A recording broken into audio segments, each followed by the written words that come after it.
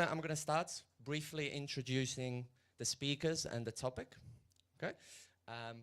So this is the organization. As I said, I'm going to do the introduction, probably 3 minutes, and then we're going to have Burcu.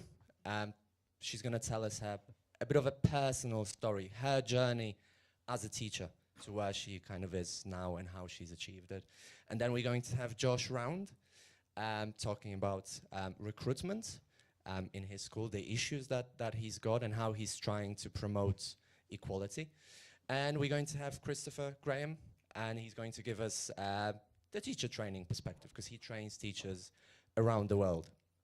And then we'll have question time, and then a couple of minutes for conclusion. So first, I just wanted to start off with a job ad. I'm not sure if you can see it from far back, but I took it from TEFL.com last year in May, and the underlined parts are very, very interesting. Obviously, it says native English teachers. And the funny thing is that the teacher profile is somebody who likes long afternoon walks, somebody who is still studying, enjoys reading or watching endless amounts of films. I don't know if that's any of you. I'd love that job. I'd love to have a siesta every afternoon, right? Obviously, it's an extreme example, but it's those extreme cases that really show us the level of discrimination and unprofessionalism in our industry very often in the job ads. And these job ads are not on their own, as Silvana mentioned. Do you remember what was more or less the percentage of job ads for native speakers only? Very good, yeah, more or less, yeah. So I won't go through those studies because you had them probably this morning.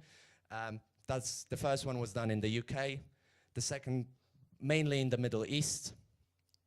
The third one, I did it on TEFL.com in the EU. And the last one was done internationally on websites that advertise for English teachers. So in our title, you see the term native speakerism, and you might be wondering what this other ism is. It was coined by Adrian Holiday in his book, The Struggle to Teach English as an International Language from 2005. And then he wrote a very famous article for the ELT journal in 2006 called Native Speakerism. And like other isms, it's a kind of discrimination, a prejudice, a bias that usually affects language teachers, whereby teachers are classified on the basis of the mother tongue. And those who fit the native speaker description, I'm saying fit because being a native speaker is a very difficult to define concept. So those who fit the native speaker description will get usually a better deal, whereas those who don't will struggle. And then there was a new book by Hodson and Rivers, which focused on Japan. I don't know if any of you work in Japan. Any of you? No? Yep.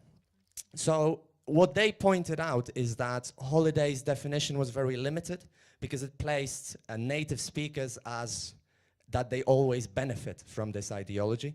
And it's not always the case. Very often in Japan, as a native speaker, you might be treated as that the only thing you can do is teach conversation classes and nothing else. It's very difficult for you to develop professionally and become somebody that is respected for the teaching qualities. So they wanted to refine the concept, and that the native speakerism, the ideology, can affect all of us here in the room, not just non-native speakers, but also native speakers. And it influences many things, primarily our professional opportunities, the recruitment policies, as I showed you with the ad, teacher training, and Christopher is going to talk more about that. Second language acquisition research. I don't want to repeat what Silvana said.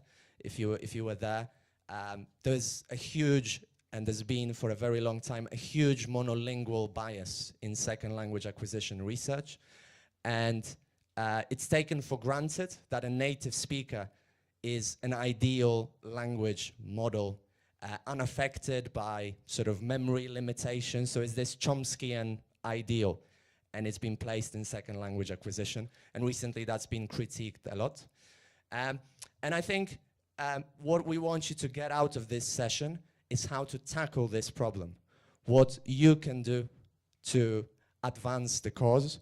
And I think all four of us will try to give some short examples of things that every individual can do. And some of the things is proactive research. So research that doesn't separate native and non-native speakers into two different species, but research that tries to promote equality, that we are all English teachers, and research that is active in a way that it offers solutions. It doesn't identify more problems, because we continue identifying more and more problems, more and more discrimination, but we want solutions. So this is the research we want to be doing. And bottom-up action, so small things each individual can do to advance the cause. But also top-down action, and I'll talk a little bit more about organizations such as TEFL International, TEFL France, or Melta, who are really at the front of trying to tackle this problem. And your involvement. I think that's the most important thing. So hopefully you'll get some practical ideas from this session how to tackle this problem. So that's me. I'll give over to Burcu.